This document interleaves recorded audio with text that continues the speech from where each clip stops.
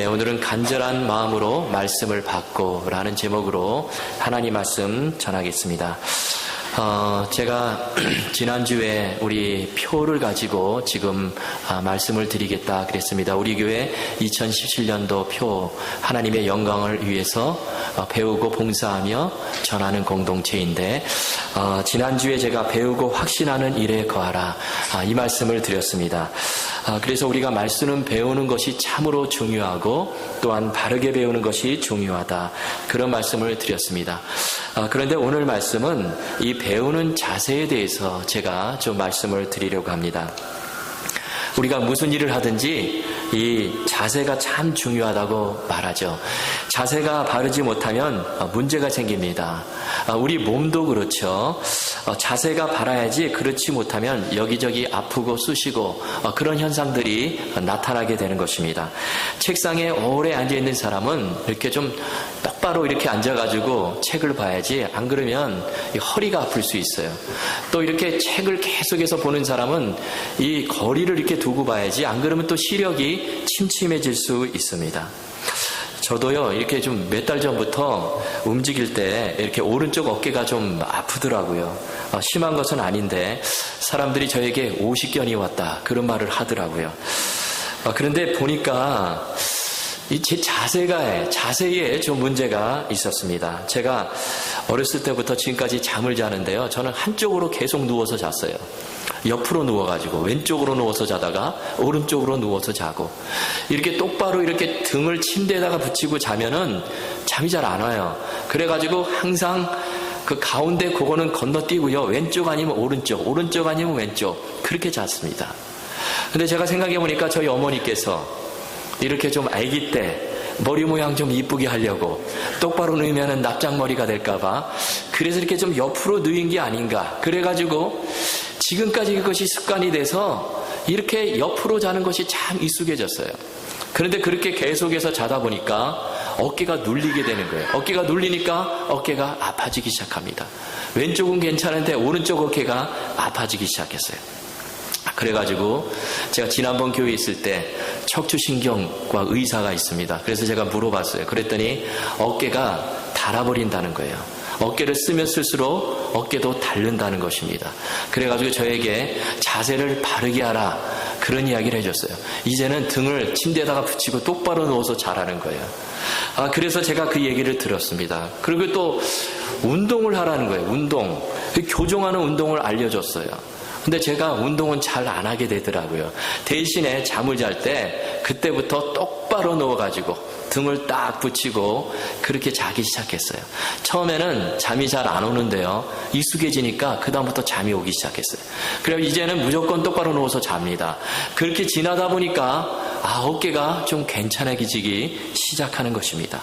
그래서 제가 그때 이 자세가 정말 중요하구나 그것을 체험하게 되었습니다. 그런데 여러분 우리가 말씀을 대할 때도 이 바른 자세가 있다는 것입니다. 우리가 말씀을 바른 자세로 대할 때 그 말씀이 내 말씀이 되고 우리 영혼이 건강해지고요. 그리고 또 우리 은혜가 날마다 임하게 되고 말씀의 능력을 체험하며 그렇게 힘있게 살아갈 수 있다는 것입니다. 그래서 오늘은 말씀을 대하는 자세에 대해서 좀 말씀을 드리려고 합니다. 자, 오늘 본문에 보니까 사도 바울이요, 이 베레아 사람들을 칭찬합니다. 베레아에 와서 말씀을 전하는데 사람들이 말씀을 너무나 잘 받아들이고 그들은 삶 속에 풍성한 열매들이 맺혀지더라는 것입니다. 그런데 그것은 다른 것이 아니라 이 말씀을 받는 자세와 직결이 되어 있어요. 자, 그런데 오늘 본문에 보면 베레아 사람들을 그냥 칭찬하고 있는 것이 아니라 데살로니가 사람들과 비교하면서 칭찬을 하고 있습니다. 자, 먼저 10절을 우리 다 같이 함께 읽겠습니다. 시작.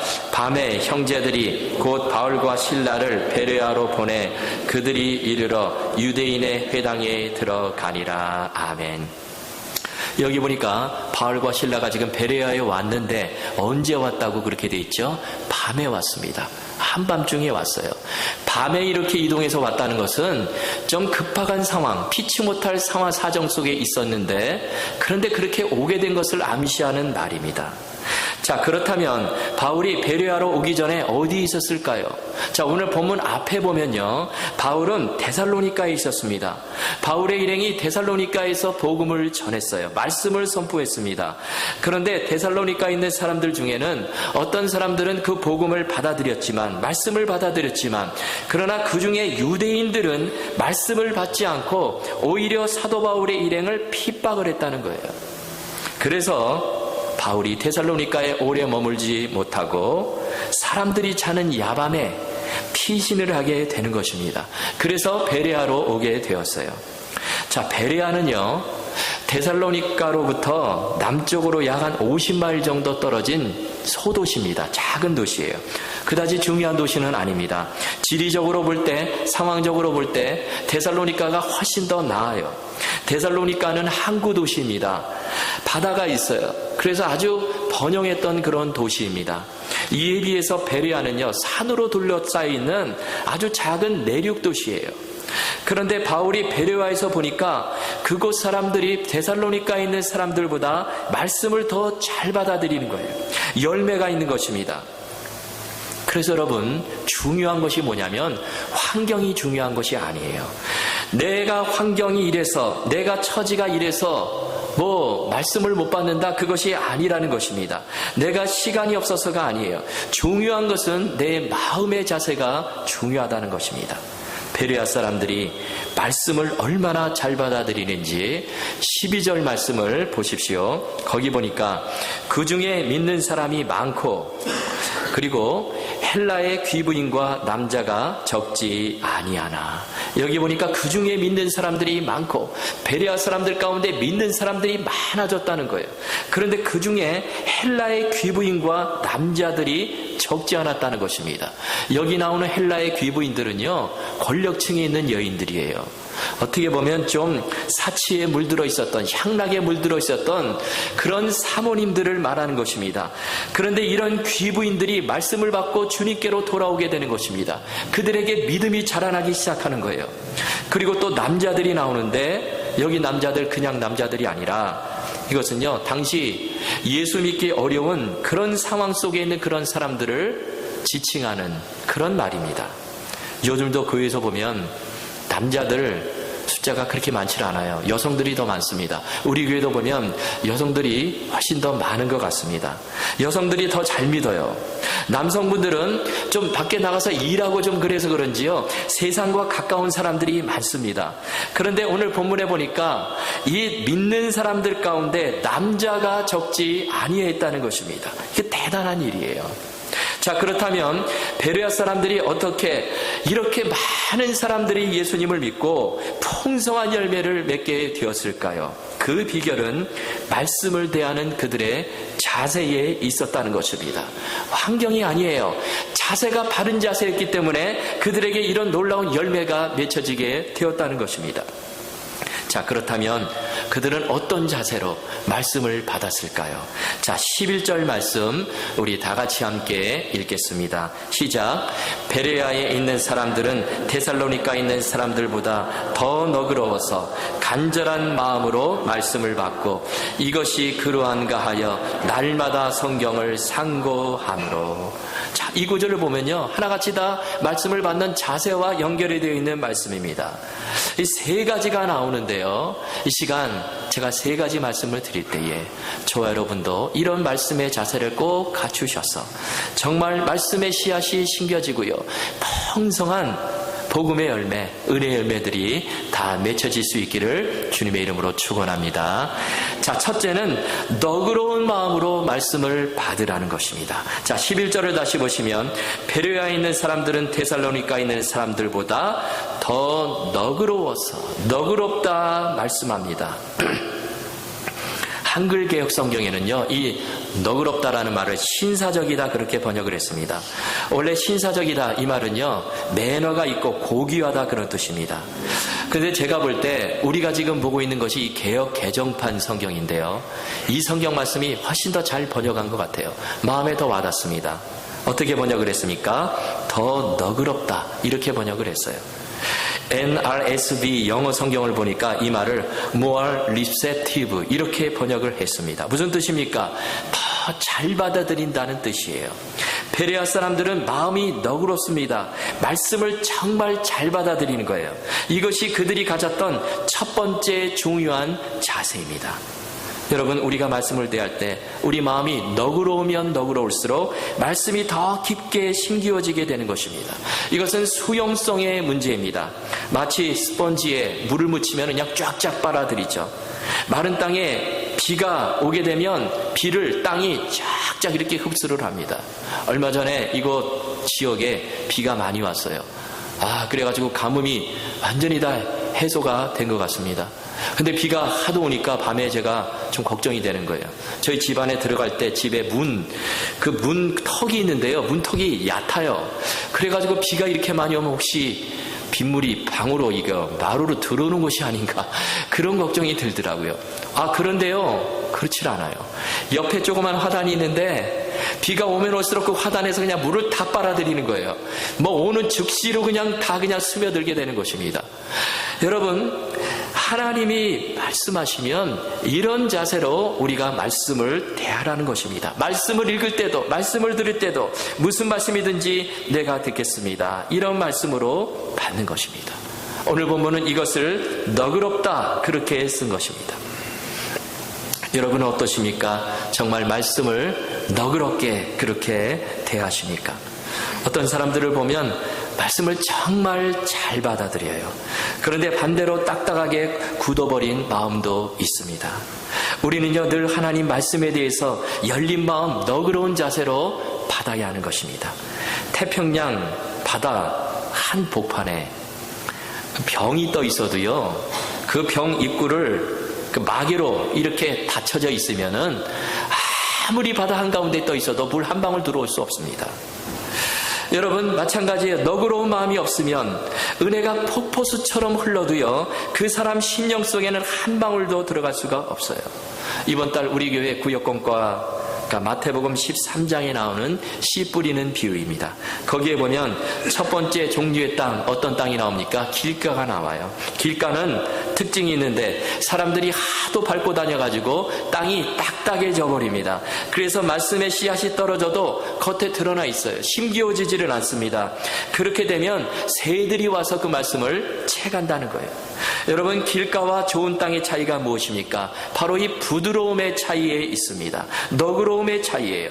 좋은 땅은 흙이 부드럽기 때문에 그래서 말씀이 떨어지는 즉시 잘 심기어지게 되는 것입니다.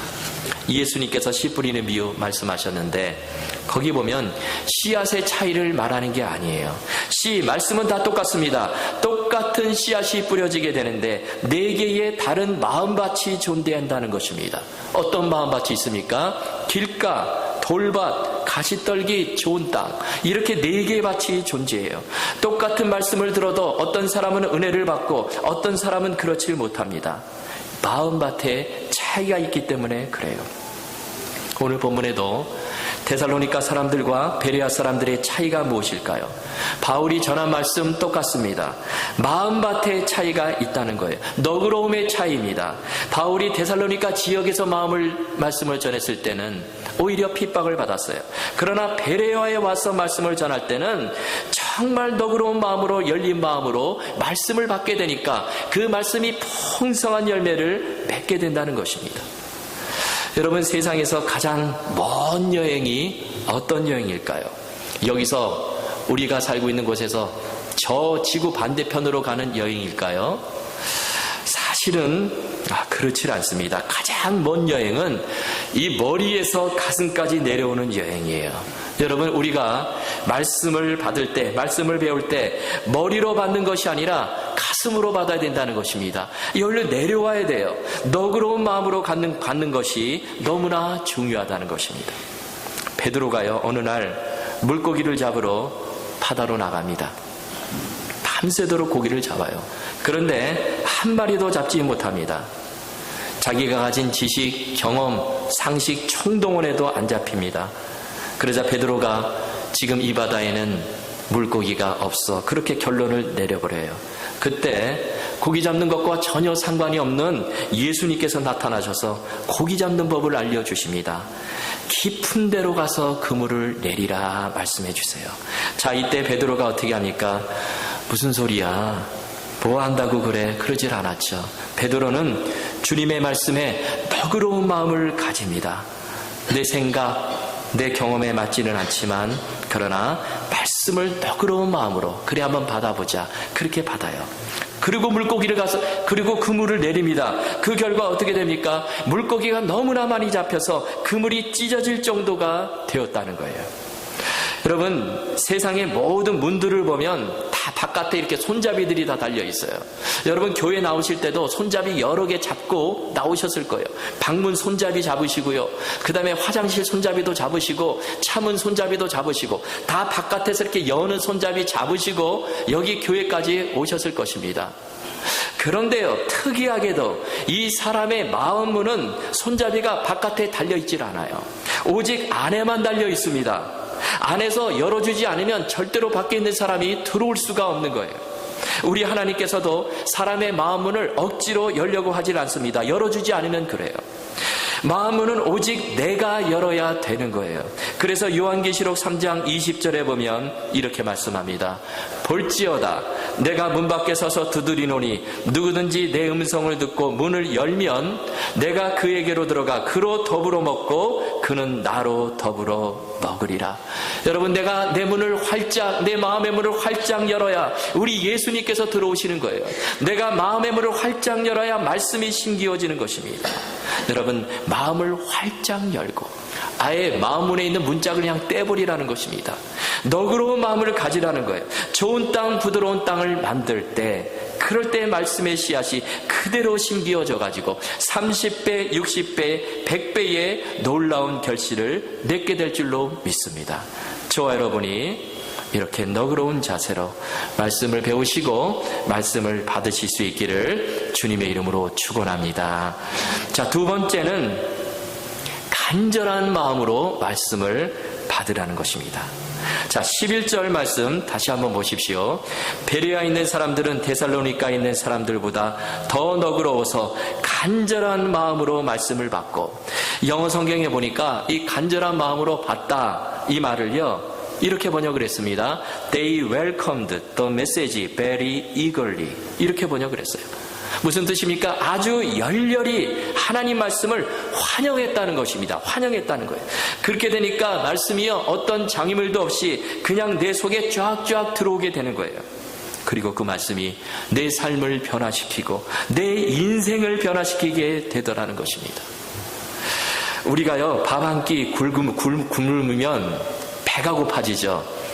그런데 한 끼 굶었다고 해서 그렇게 큰 불편함은 없습니다. 일할 수 있어요. 그런데 밥을 3끼 하루 종일 굶어보세요. 여러분, 어떤 일이 벌어집니까? 힘들어져요. 무슨 생각이 나십니까? 밥 생각밖에 안 납니다. 제가 한 1년 전에 위내시경, 대장내시경을 받은 적이 있습니다. 태어나서 처음으로 받았어요. 병원에 가서. 근데 이 위내시경은 그래도 받을만해요. 그냥 저녁을 먹고요 아침만 굶고 병원에 가면 그냥 해줍니다. 근데 이 대장내시경은 좀 틀리더라고요. 좀 까다롭고요 조금 더 힘들고 어려워요. 제가 이 대장내시경을 받으면서 하루 종일 굶은 것 같아요. 근데 제가 병원에 가니까 간호사가 그런 얘기를 해주더라고요. 요즘은 안 굶어도 돼요. 그러면서 음식을 먹는데 투명한 음식을 먹으면 된다는 거예요. 그래서 제가 투명한 음식 어떤 거를 먹어야 되나. 그래서 제가 혹시 쌀뜨물 미음 같은 거를 먹어야 됩니까? 그러니까 대답은 정확히 안 해주는데 하여튼 투명한 음식을 먹어야 된다는 거예요. 예를 들면 컵에다가 음식을 담았는데 그게 비쳐가지고 저 바깥이 보일 수 있는 그런 음식을 먹으라는 것입니다. 그런데 그런 음식 제가 보니까 없어요. 물밖에 없어요. 물밖에. 주스도요 여러분 투명하질 않아요. 그래가지고 제가 결국에 음식 못 먹고 그냥 물만 먹고 그리고 쫄쫄 굶고 그리고 병원에 갔어요. 그리고 내시경을 받았습니다. 그리고 내시경을 받고 나서도 또 금방 밥 먹으면 안 된다는 거예요. 그래가지고 제가 따져보니까 거의 하루 3끼를 그냥 굶어버린 것입니다. 그때 이 밥 생각이 얼마나 나는지, 설렁탕 한 그릇 먹었으면 좋겠다. 그 생각이 그렇게 나더라고요. 여러분, 밥을 굶으면 밥 생각밖에 안 납니다. 밥에 집중력이 생기는 거예요. 마찬가지입니다. 우리가 말씀을 그러한 마음으로 받으라는 것입니다. 정말 간절한 마음으로, 사모하는 마음으로. 말씀밖에 없습니다. 사슴이 시냇물을 찾아 헤매이듯이 그런 마음으로 받으라는 것입니다. 요즘 말씀 얼마나 우리가 쉽게 접할 수 있는지 몰라요. 우리는 말씀의 홍수시대를 살아가고 있습니다. 큰 은혜죠. 그런데 이렇게 우리가 말씀을 쉽게 접하다 보니까 말씀이 얼마나 고마운지, 정말 소중함을 우리가 잊고 살 때가 많다는 거예요. 여러분, 이것이 문제입니다. 너무 흔하기 때문에 이 사모하는 마음이 없는 것입니다. 이 결혼식 할 때와 장례식 할 때 차이가 있어요. 저도 결혼식 주례, 장례식 주례를 다 해보았지만 보면요, 무슨 차이가 있냐면 말씀을 받는 차이가 있습니다. 결혼식 때 주례를 하는데요, 신랑 신부 앞에 놓고 하객들에게 이렇게 주례사를 하게 되면요, 제가 보니까 잘 이렇게 귀 기울여서 듣는 사람들 거의 없어요. 특별히 앞에 있는 신랑 신부들은요, 안 들어요. 딴 생각을 하고 있어요. 눈 보면 그냥 언제 끝나나 그러고 앉아 있습니다. 그래서 무슨 얘기를 해더라도요, 다 잊어버려요. 무슨 말 했냐 물어보면은 그냥 좋은 말 했습니다. 그리고 기억하는 사람을 제가 거의 못 봤어요. 왜 그렇습니까? 마음이 다른 데가 있기 때문에 그래요. 그런데 장례식은 다릅니다. 보면요, 예배 시간에 좋으시는 분들은 계셔도 장례식 때 좋은 분 제가 아직까지 못 봤습니다. 장례식 때는요, 다 이게 눈들이 반짝반짝해요. 말씀을 간절한 마음으로 받는 거예요. 지금 앞에 관이 있으니까 나도 저런 시간이 내게도 다가오는구나. 그것을 생각하니까 간절한 거예요. 남의 이야기가 아니다. 그런 심정으로 지금 말씀을 받게 되니까 거기서 은혜가 되는 것입니다. 한 사람도 안 줄어요.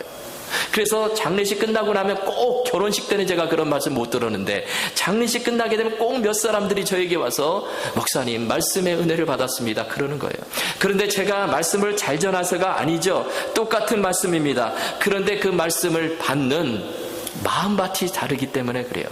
사모하는 마음으로, 간절한 마음으로 말씀을 받기 때문에 그렇습니다. 여러분, 우리가 말씀을 받을 때 정말 이 배고픈 아기가 엄마 젖을 사모하듯이 그렇게 말씀을 받으라는 것입니다. 시편 119편 123절에 보면 이렇게 말씀합니다. 내 눈이 주의 구원과 주의 의로운 말씀을 사모하기에 피곤하니이다. 얼마나 말씀을 사모하는 마음으로 받았으면 내 눈이 피곤하다, 이렇게 말해요. 여러분, 이거 쉽지가 않습니다. 사람들 보면 그냥 이렇게 하지를 않아요. 말씀을 사모하지 않습니다. 아니, 사모하는 마음이 없어요. 왜 그럴까요? 이유가 뭘까요? 그것은 말씀의 가치를 모르기 때문에 그래요. 여러분, 우리가 이 말씀의 가치를 알게 되면 절대로 그렇게 할 수 없다는 것입니다. 음악의 어머니라고 불리우는 유명한 작곡가 이 핸델이 있습니다. 메시아를 쓴 핸델이 있죠. 여러분, 혹시 이 핸델의 초상화를 보셨습니까? 그 초상화 보면 이 핸델이요, 이 꼬불꼬불한 긴 머리를 하고 이렇게 있어요. 무슨 빠마를 한 듯한 그런 멋있는 머리를 갖고 있습니다. 그래서 그런지 이 핸델을 보면 좀 귀독지가 나고, 그리고 너무나 멋져 보여요. 그런데 사실 이 핸델이 갖고 있는 이 머리털은요, 이게 진짜 머리털이 아니라 가발이라고 합니다. 가발. 그런데 그 가발을 사람의 머리털로 만든 것이 아니라 이 말 꼬리털로 만들었다는 거예요. 그래서 가격도 비싸고 아주 귀했다고 합니다. 그래서요, 이 핸델이 살던 시대에는 이 가발을 훔쳐가는 도둑들이 있었다는 거예요. 그런데 어느 날 핸델이 길을 가다가 그만 가발을 잃어버렸어요. 소중한 가발을 잃어버렸습니다. 그런데 그 가발을 동네 이발관에서 일하는 한 아리따운 아가씨가 그 가발을 찾아줬어요. 너무나 고마운 거예요. 그래서 핸델은 그녀를 자주 찾게 되었고 이발소를 자주 가게 되었고, 그래가지고만 사랑에 빠지게 되었습니다. 그래서 결혼할 생각을 가졌어요. 그래가지고 자기의 이 마음을 좀 표현해야 되겠다. 그래서 어떻게 했냐면 이 핸델이요, 자기가 직접 쓴 그 오라토리오, 핸델의 그 메시아 그 원곡을, 친필 그 작곡한 그 악보를 그녀에게 선물을 해줬어요. 얼마나 귀한 것입니까? 그런데 어느 날 나중에 그 이발소를 가서 보니까 이 핸델이요, 충격을 받아버린 거예요. 충격을. 왜냐하면 이 아가씨가요, 어떻게 하고 있었냐면 그 친필 악보를 가지고 이 손님 머리를 많은 이 종이로 사용하고 있다는 것입니다. 빠마 말 때 종이를 쓰던지 종이로 사용하고 있다는 거예요. 그 장면을 보고 핸델이 너무나 실망해서 다시는 그녀를 찾지 않았다는 것입니다. 여러분, 이 여인은 친필 악보의 가치를 모르는 거예요. 여러분, 왜 우리가 말씀을 사모하지 않게 되죠? 말씀이 얼마나 대단한지 그 가치를 모르기 때문에 그래요. 그 말씀의 가치를 우리가 피부로 느끼지 못하기 때문에 그렇습니다. 그런데 여러분, 성경 말씀은 상상도 할 수 없는 엄청난 가치가 있다는 것입니다. 왜 그렇습니까? 이 말씀이 하나님의 말씀이기 때문에 그래요. 거기에 구원의 길이 담겨져 있기 때문에 그렇습니다. 이 세상에서는 그 누구도 찾을 수 없는 영생의 길이 들어있기 때문에 그래요. 이 세상에서 줄 수 없는 행복의 길이 담겨져 있고 모든 문제의 해결책이 이 하나님 말씀 성경에 다 들어있다는 것입니다. 여러분, 이 성경의 가치를 우리가 알아야 되는 거예요. 베레아 사람들은 열렬한 마음으로 말씀을 웰컴했습니다. 간절한 마음으로, 사모하는 마음으로 말씀을 받았어요. 여러분, 저와 여러분이 이렇게 정말 말씀을 웰컴하시고 정말 간절한 마음으로, 사모하는 마음으로 그렇게 받아서 그 말씀이 내 삶을 변화시키고 정말 풍성한 열매 맺는 그러한 인생을 다 사실 수 있기를 주님의 이름으로 축원합니다. 마이크 좀 조정해 주십시오. 예. 세 번째는 말씀을 배우는 것을 습관화하라는 것입니다. 자, 여러분, 11절 우리 끝부분을 보십시오. 말씀을 받고 이것이 그러한가 하여 날마다 성경을 상고함으로. 자, 여기 성경을 상고했다 이 말이 나오는데요. 자, 이것은 바울의 설교를 들을 때 열심을 다해 성경을 자세히 읽고 또 살피고 그 본뜻을 다시금 마음속에 되새겼다, 그런 의미입니다. 자, 베레아 사람들은 하나님의 말씀을 간절한 마음으로 받았을 뿐만 아니라 하루 모든 일을 내 마음대로, 내 결정대로 그렇게 하는 것이 아니라 하나님 말씀 성경에 비추어서 판단하고 결정하는 그런 사람들이었다는 뜻입니다. 이것은요, 말씀을 일주일에 한 번, 한 달에 한 번 그렇게 한 것이 아니에요. 날마다 말씀을 상고했다는 것입니다. 그들은요, 성경을 상고하는 것을 습관화했다는 것입니다. 여러분, 이 습관이 참 무서운 것입니다. 안 좋은 습관을 가지면 안 되지만 좋은 습관은 반드시 지켜야 되는 것이죠. 가져야 되는 것입니다. 보면 사람들이 옳다고 생각하는 것에 따라 우리가 움직이는 것처럼 보이지만 사실은 그렇지 않아요. 여러분, 아무리 옳아도요, 힘들면, 피곤하면 안 하게 돼요. 그런데 습관에 따라서 움직이게 되면 할 수 있어요. 주일 예배 나오는 거 우리가 다 좋은 일이고 옳은 일이다, 다 합니다. 그런데 이것이 습관화되어 있지 않으면 하기 힘들어요. 여러분, 새벽 기도도 마찬가지죠. 새벽 예배 가야지, 정말 좋은 거야, 그렇게 다 생각하고 결심한다고 되는 것이 아닙니다. 습관화가 되어 있어야 올 수 있는 거예요. 이 새벽 예배에 나오시는 분들을 보면요, 항상 똑같아요. 똑같은 분들이 오십니다. 그리고 똑같은 자리에 앉으세요. 왜 그렇습니까? 습관화가 되어 있기 때문에 그래요. 여러분, 좋은 습관이죠. 우리도 습관이 들어있지 않으면 말씀을 날마다 배우기가 힘들어져요.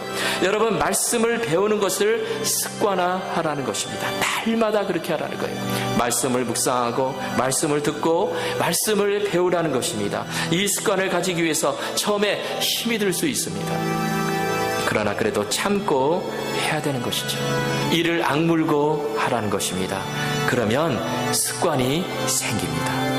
베레아 사람들 정말 최고의 습관, 좋은 습관을 가지고 있었어요. 그들은 말씀을 날마다 상고하는 습관이 있었습니다. 이 자세를 가졌더니 그들에게 믿음이 생기고 하늘의 은혜가 임하고 그들의 삶에 놀라운 결실이 맺혀지게 되더라는 것입니다. 여러분, 오늘 주신 말씀 기억하시고요. 우리 모두 말씀을 대하실 때 너그러운 마음으로, 또 간절한 마음으로, 사모하는 마음으로, 또 날마다 습관적으로 그렇게 말씀을 상고하셔서 하나님 말씀의 단맛을 보며 우리 모두 은혜 받으시고 풍성한 하늘의 귀한 열매를 다 맺으시는 그런 축복의 인생을 살아가실 수 있기를 주님의 이름으로 축원합니다. 이 시간 우리 다 같이 기도하시겠습니다.